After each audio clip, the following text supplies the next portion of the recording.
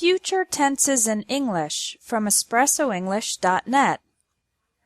Many students use will for everything in the future, but this is not completely correct.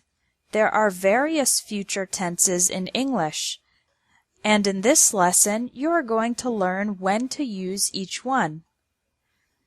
For predictions, use will, won't, or going to.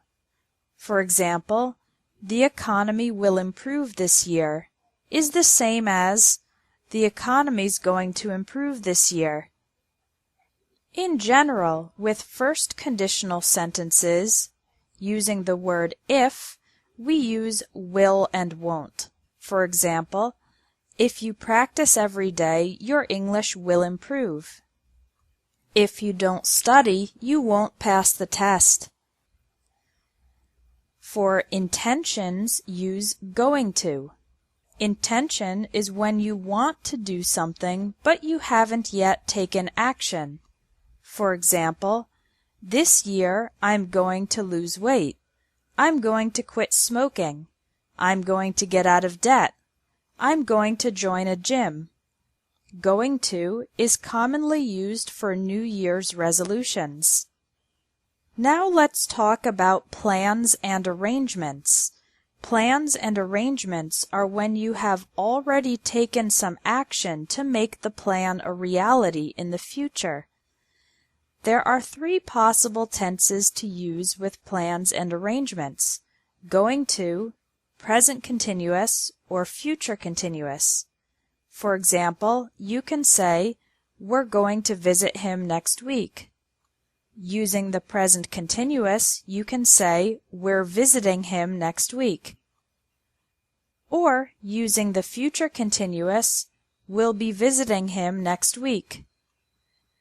These three structures, "we're going to visit," "we're visiting," and "will be visiting," in this context, these are essentially the same.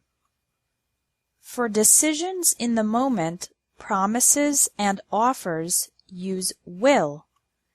An example of a decision in the moment is ordering in a restaurant.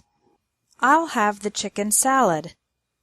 Use will for promising. "I'll call you at 5 o'clock." Use will for offering. "I'll help you with the homework." For scheduled events in the future, use the present simple.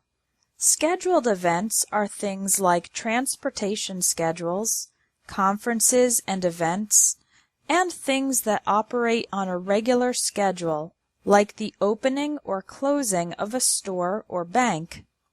So it's more common to say, "Our flight leaves at 8 o'clock," instead of "Our flight will leave at 8 o'clock."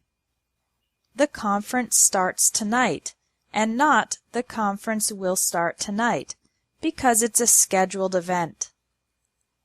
Finally, we have events that will be completed before a specific time in the future. In this case, use the future perfect. Imagine that right now it's 12 o'clock p.m., and I need to finish a project before 5 o'clock p.m. I can say, "By 5 p.m. I will have finished the project," because the completion of the project comes between now and 5 o'clock. The future perfect is typically used with by and by the time. Some people call the future perfect the past in the future, because I am imagining being at a future point in time, 5 o'clock, and looking back on an action that has been completed in the past. Your homework is to complete the 5 exercises under this video that will help you use these future tenses in your English today. Thanks for watching English Tips from Espresso English. If you liked this video, please share it.